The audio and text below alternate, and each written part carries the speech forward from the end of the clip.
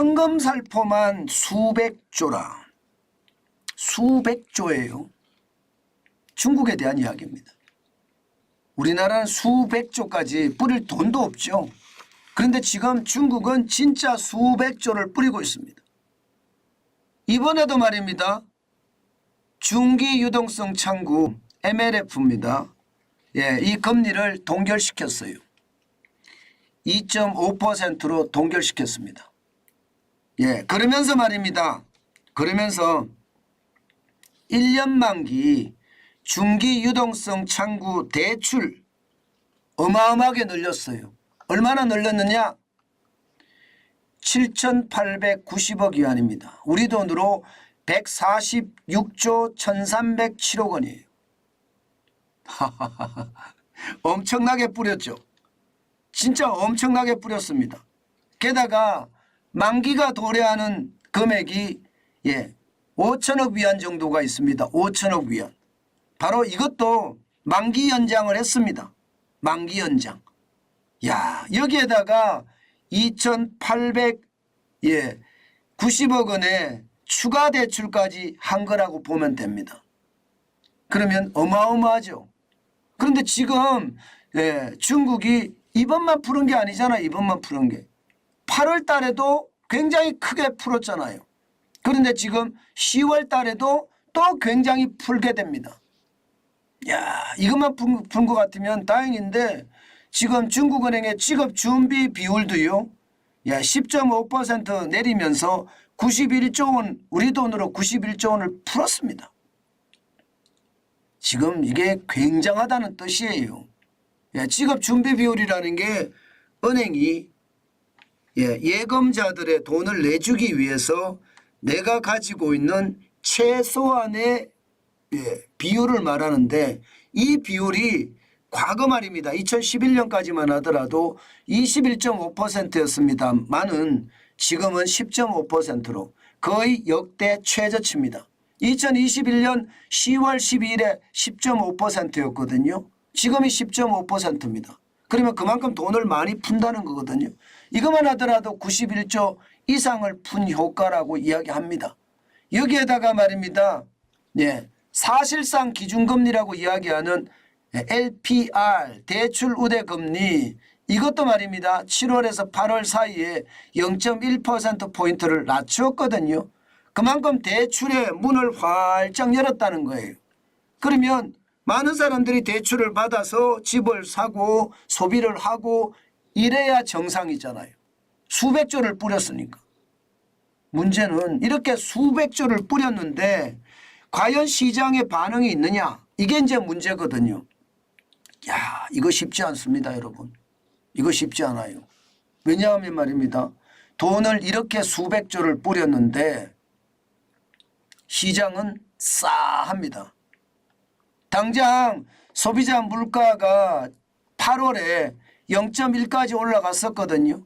7월에 마이너스 0.3%여서 디플레이션 우려, 저성장, 저물가의 어떤 우려가 더 심각하게 됐었는데 8월에 0.1까지 올라가면서 다행이다. 이 말이 끝나기도 전에 9월에 다시 0.0까지 떨어졌습니다. 다시 말해서 돈을 풀으면 돈의 가치가 그만큼 떨어지기 때문에 소비자 물가는 올라가는 게 정상이거든요. 안 올라가요. 안 올라가요. 소비자 물가가 올라가야지 돈을 빌려서 많은 사람들이 소비를 했다 하는 어떤 증거가 되는데 그 증거가 안 된다는 뜻이에요. 문제는요. 생산자 물가도 마찬가지입니다. 생산자 물가는 조금 나아졌기는 하지만 지난 6월에 마이너스 5.4%에서 8월에 마이너스 3.0%였거든요. 이게 마이너스 2.5%로 나아졌기는 해요. 나아졌긴 하지만 여전히 마이너스고요. 이 마이너스라는 것, 생산자 물가가 마이너스라는 것은 그 다음 달 소비자 물가에는 직접적인 영향을 미치거든요. 물론 8월 9월 사이가 0.5%포인트 차이가 나니까 아마 10월에 소비자 물가는 좀 나아질 거다 예상은 합니다. 예상은 하지만 여전히 마이너스이기 때문에 지금 상황이 좋지 않다. 결국은요. 내수가 시원찮다는 뜻이에요. 생산자 물가도 올라가고 소비자 물가도 올라가야지 내수가 단단하다 이렇게 이야기할 수가 있는데 내수가 심상치 않다. 수백 조를 뿌렸는데도 심상치 않다. 이게 현실이 되고 있습니다. 문제는요. 내수가 나쁘면 수출이라도 좋아야 되거든요. 지금 수출도 심상치 않아요. 수출도 좋아졌기는 해요. 8월에 마이너스 8.8%였는데 9월에 마이너스 6.2%로 좋아졌긴 하지만 여전히 마이너스고요. 문제는 5월에 마이너스 7.5%가 지금 5개월간 연속 마이너스가 계속되고 있다는 겁니다. 7월에도 말입니다. 마이너스 14.5%까지 떨어졌잖아요. 그러니까 중국이 결국 말입니다. 수출이 진짜 어렵다는 이야기가 되고 있는 거예요. 그렇다면 여러분 내수도 나쁘죠. 수출도 나쁘죠. 중국의 경제는요. 돈을 엄청나게 풀었는데 수백 조를 풀었는데도 경기가 제대로 살아나지 않는다. 오죽 답답했으면 중국 대표들이 중국 지도자들이 나서서 그동안 자존심 상한다고 이야기하는 그런 정책들을 시행하는 걸 보면 진짜 중국이 어렵다. 예를 들어서 말입니다.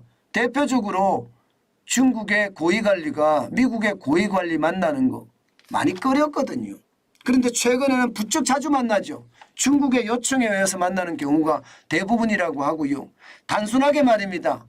우리한테도 단체 관광을 허가를 했잖아요. 그런 것을 보면 지금 중국이 다급한 건 사실이에요. 게다가 말입니다. 전부 다 내수와 수출이 심각하니까 실질적으로 말입니다.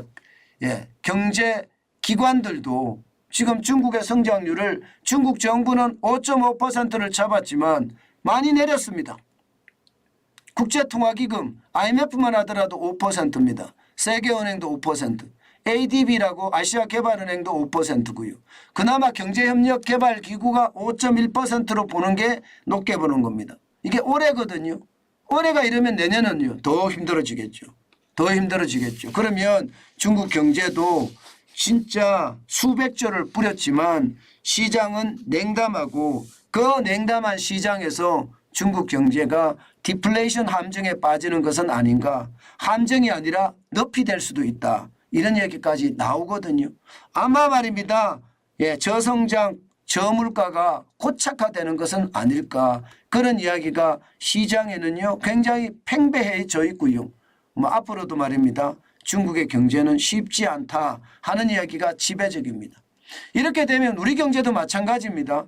중국의 의존도가 높은 우리 입장에서 수출이 적어도 말입니다. 19%까지도 떨어졌다고 하지만 홍콩의 우회 수출을 하는 것까지 감안을 해보면 적어도 말입니다. 23% 가까이 되니까.